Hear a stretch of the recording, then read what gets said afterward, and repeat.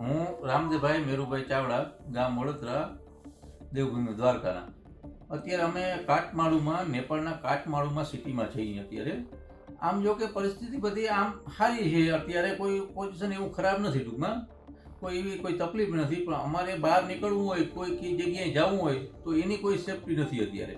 અમારે 12 તારીખની ટિકિટ છે એરપોર્ટની, પણ હવે અહીંયા જવા માટે જો કાલે બધું સારું થઈ જાય વાતાવરણ તો વાંધો નથી. નકર એટલી જ અમારે ગુજરાત સરકારને અપીલ છે કે અમારે 12 તારીખે સવારના 11 વાગે અમારે ટિકિટ છે પ્લેનની, તો એ એક વ્યવસ્થા અમને કરાવી દે ને તો સારું. જો સારું થઈ જાય તો કોઈ પ્રોબ્લેમ નથી, તો અમારી રીતે અમે વયા જશું.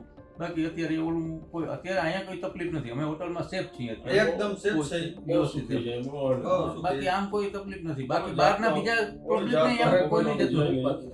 અને ઘરના ને કોઈને ઉપાધિ ન કરવાની જરૂર નથી. અને બહાર બીજા જે ફસાયેલા છે આપણા ઇન્ડિયન ગુજરાતી, તો એને કોઈ એવી કોઈ પરિસ્થિતિ નથી. કોઈ ઇન્ડિયન ને કોઈ હેરાન કરે એવું કોઈ નથી. હોટલમાં કોઈ તાળફોડ નથી.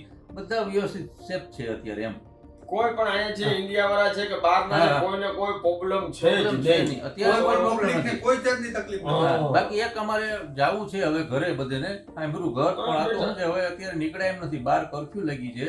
હવે પરમદી અમારે શુક્રવારની 12 તારીખની અમારી ટિકિટ છે એરપોર્ટની. જો એ વ્યવસ્થિત ન જઈ શકીએ તો અમને એક સેફટી કરાવી દઈએ કે એરપોર્ટે અમને પહોંચાડી દઈએ એની જવાબદારી દે, તો અમને કોઈ પ્રોબ્લેમ નથી. બસ અમે ગાડી મોકલી.